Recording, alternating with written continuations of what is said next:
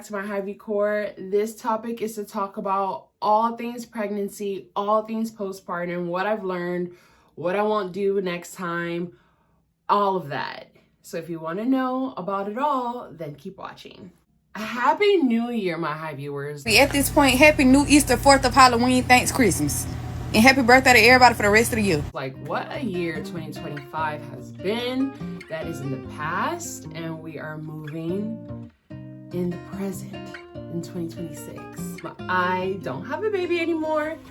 Belly is getting back to normal, but I am obsessed with my daughter. She's everything, and we're gonna talk about it later, but she is literally all that you can dream of. Like, she is the perfect baby. I know that sounds cliche, you probably heard that from all moms, but she really is the perfect baby. Like, she is a perfect mixture of my husband and I, like, perfect mixture. But pregnancy, like, I just wanted to talk about what I've learned through pregnancy and what the ugly truth to it all. And to be honest, I may make this a part 1, part 2, part 3 series. I'm not sure, but I really just wanted to talk to you guys about really, truly what I've learned being pregnant. Will I do it again? Yes. Is it something that takes a toll on you mentally more than physically? I think so.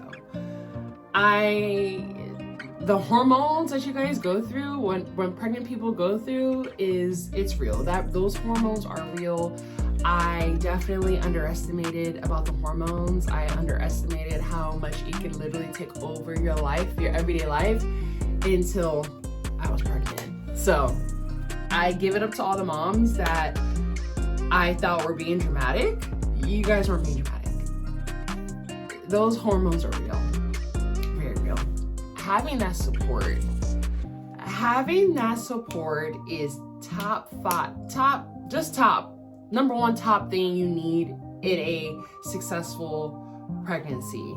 If I did not have the family and friends that I had throughout this pregnancy in 2025, yeah, it would have been difficult. I would say that. My body changed a lot throughout this pregnancy. I had gestational diabetes during the pregnancy. I don't have type 2 diabetes. I did my glucose test, thank God, all is well, but I had gestational diabetes. I had gestational hypertension. And it's crazy because during pregnancy, I was active from the beginning of when I found out I was pregnant to the end. I was working out every single day, walking 2 miles every day. Ask my friends, ask my family, they know I was working out. Sometimes I would get, talked at like, no, you shouldn't be working out, blah, blah, blah, blah. But I'm an athletic person. I will always be an athletic person. I always want to move my body. So just for the peace of mind that I was going through while pregnant, I needed to move my body. And I'm actually happy that I did it, even though there was some, a lot of weight gain and some health issues that came about. I'm still happy that I worked out and I was able to move my body when I could and when I felt, able to do so. Gestational diabetes, man, when I got that diagnosis, I definitely crashed out. Yeah, I crashed out. I crashed out because I've never had issues with health ever in my life. I'm come from a pretty healthy family. I come from eating healthy for the majority of the time. I am human. I do like my sweets. I do like my junk food. I do like unhealthy foods here and there. But relatively throughout the week, my husband and I are pretty healthy when it comes to our eating. So to have that diagnosis of gestational diabetes was a lot for me. I'm not gonna lie. I was kind of choked up because I just thought, oh my gosh, I did something wrong to affect possibly the health of myself and the baby. But I hope everybody is open ears when I say this, but having gestational diabetes does not come from the mother. It doesn't come from the mother. The mother did not cause any of that to happen. It literally comes from, and you guys probably won't believe me, but you can always fact check this, 50% of the cause comes from the man's sperm, and the other 50% comes from the placenta. Because my beautiful anterior placenta and obviously my husband's sperm. I got gestational diabetes, and it is what it is. I never was pre-diabetic before this. I never had any issues with my blood sugar before being pregnant. Pregnancy, man, when I tell you that takes over your whole body, there's things that work effectively and there's things that just kind of shut down, and you have literally no say or anything to prevent it. Is insane. Science is a crazy thing, but I'm just happy that I was able to maintain my blood sugar levels throughout the pregnancy, especially during the 3rd trimester when it was very, very heightened and my daughter was getting bigger weekly every check-in that we had. But luckily it was good. Unfortunately, with having gestational diabetes, I had to think about with my husband how we wanted to deliver our baby. Do we want to try having a vaginal delivery? At the time, she was predicted to be 9 pounds and like 10 ounces. She came out 8 pounds, 14 ounces. So obviously it's kind of hard with ultrasounds to kind of get the accurate weight of your baby, but you know, it was between the 8 pound, 10 pound range. I give it up to the moms that are delivering 8, 9, 10 pound babies. That just was not my reality. I was afraid of tearing. I was afraid of complications. I was afraid of shoulder dystocia. I was afraid of all this other stuff that could happen delivering such a big baby.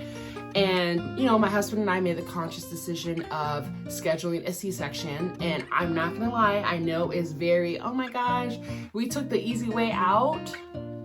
No, a scheduled C-section, wow. Cutting through 7 layers of skin, going through spinal anesthesia, epidural, being bedridden for 2 or 3 days, having to still be a mother and nurse your baby. Like, I give it to the moms that went through a C-section. It is not the easy way out. It is still irreversibly the same thing and same, you know, magnitude of delivering a baby vaginally. You're just not going through labor. You're just getting cut open, literally sliced open. It was an experience, I'll say that. My husband was next to me during the whole process. He was able to just, you know, be my confidant, my soother, my calmer through it all, because I was very, very anxious. But she came out 8 pounds and 14 ounces, and the doctors were very, very happy that all went well. We were happy all went well. But yeah, I had a scheduled C-section, and I would do it again. If people ask me, would you do it again, or would you try VBAC? If I, you know, right now, currently, I do want to have a scheduled C-section again, God willing, when we have another child.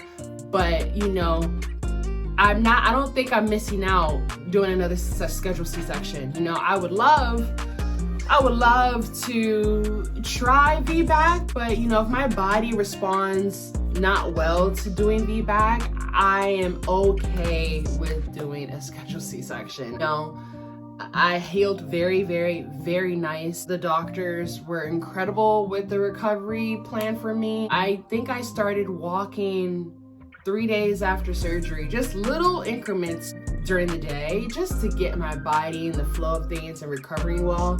And I definitely agree that if I didn't walk after surgery, my recovery would have been still, you know, trying to get back to my old self. So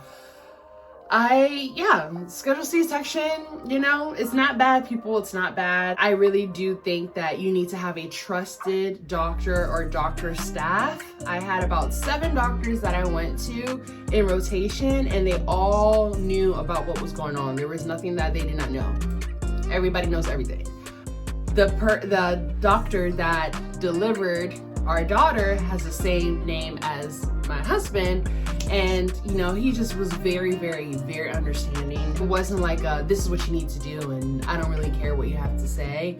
He really had me think about it. He understood my concerns, and we were able to really confidently make a decision without being pressured about, you know, going one way. So I really, really love that staff. I hope to, you know, have my next child be delivered with them. They're incredible. Like, I'm obsessed with them. As far as family support, you know, and friend support, there's some things that kind of disappointed me about pregnancy, and I think that's just with the hormones and just really sitting and reflecting a lot. It really got me into like thinking, you know, once you have a kid, that is your obligation. That is your everything. And whoever is going to support you for that, you give them the praise, you give them the love, you give them the support. But whoever doesn't want to be present in our lives, you know, you just kind of have to accept that things are just moving along and transitioning and changing. And you know,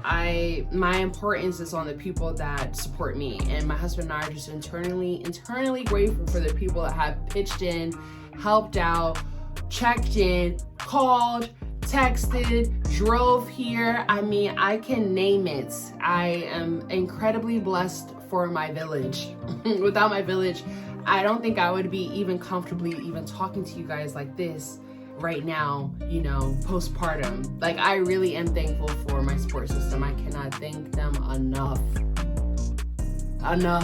You guys are everything. Because when you think about it, pregnancy can be very lonely. It can be very isolating, and you know, you just don't want to burden people. But I didn't feel like I was a burden to any of my family and friends. And I just want to say thank you. You guys heard me complain.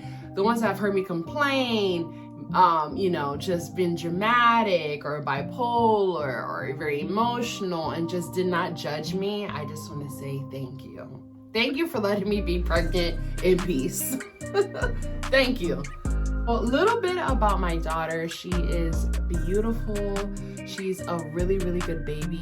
I mean, I know there's some, you know, postpartum moms that are dealing with like a colicky baby or just any type of health conditions. You know, there's just RSV going around, the flu's going around. Like, there's just so much going on right now. And to have a baby being delivered around the holidays was a very, very scary thing. And I'm very thankful for my family and friends for understanding that we're gonna wait for her to get her 3-month shots before we can start exposing her to, you know, my family and friends. I love you guys, but you guys are gonna have to wait. I'm very thankful that none of our family and friends were like weirded out by like waiting to see her after she got her shots, because I just can't risk her being exposed to everybody and everything. I'm a mama bear now. Like, I'm not going to risk that. I couldn't live with myself getting her sick. So I'm happy that you guys are understanding. Like, I am so done with people pleasing, you know. I think being a mom now, I'm just like, I don't care anymore. Like, I know that sounds crazy, but I don't care if it doesn't benefit my child or my family and you are not trying to be understanding. I don't really care. I really don't, you know. Like, it's really serious out now, you know. There's a measles outbreak. Like, there's so much due to carelessness and just negligence on people and parents, adults in general. I don't want to have her exposed out there. So thank you guys for the people that are trying to just be patient and wait for her. And I'm just thankful that I have a happy and healthy baby. She really is a happy and healthy baby. She cries when she wants to, and she cries when she wants to go to bed. And I'm thankful those are the only 2 reasons why she cries. So yes, I have a happy and healthy baby.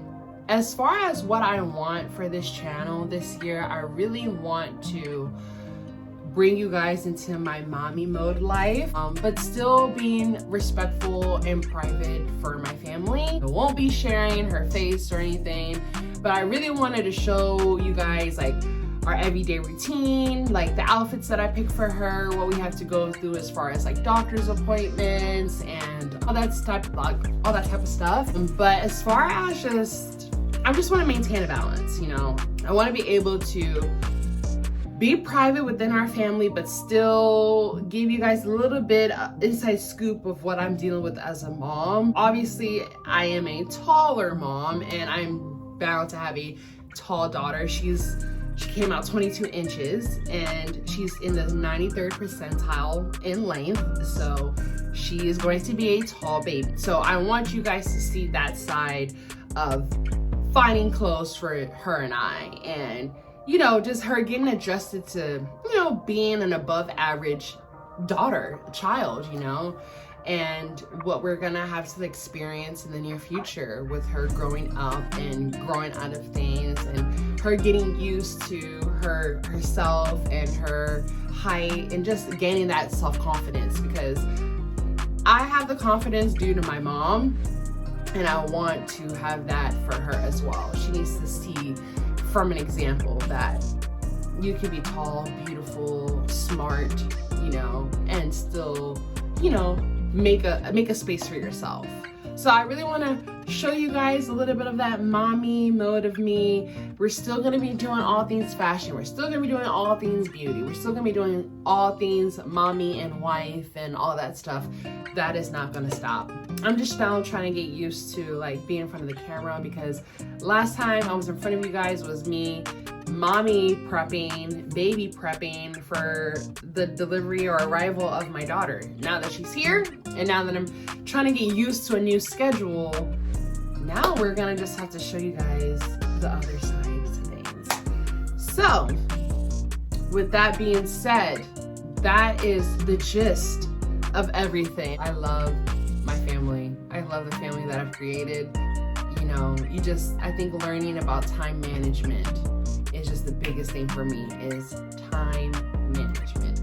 Once I get in the rhythm of time management, you can't tell me nothing. I'll be able to do this more frequently and more effectively, and it'll be an easy breeze. It won't be anything like over the top, but I'm just happy that I'm able to talk to you guys, because wow, you know, I'm excited for what MYHIGHVIEWCORE has to bring for 2026. And I don't know if I talked to you guys about this, because it's just been, no, I have talked to you guys about it. It was back last year in February. Wow. I have a virtual tall girl wardrobe consulting firm. I know that's a long-winded sentence, but it is all things tall. I know a lot of us tall women have issues finding clothes for events, having issues going through their wardrobe and not finding what they want. We do wardrobe audits. We do virtual consulting. We do image consulting, as far as like putting out on display of what you want your everyday outfits to be, from accessories to shoes to hats to color coordination. We have all of that, all the services. If you want seasonal services, you want new clothes for the winter, fall, spring, summer, we have it all. So if you want to talk and just see what you guys need for, you know, spring of 2026 or fall of 2026 or even summer, please contact www.myhighviewco.com. Okay? And we will be able to help you guys through the beginning to the end. It is really it. I think I've kind of talked about the nitty-gritty about pregnancy and postpartum. Yeah, I think I'm gonna start doing some vlogs, you know, because I just want to show you guys what I have to deal with, you know, with my daughter. Sometimes she runs our lives. She really does. So yeah, I can't wait to show you guys that, and you know, we'll just, you know, go through this journey for 2026. I'm very happy that I've made it here. It's gonna be almost 6 years of me doing this, and I just love content creation. I love talking to you guys. I love, you know, just building with you guys. Don't forget to like, share, and subscribe, and I'll see you lovers later. Bye.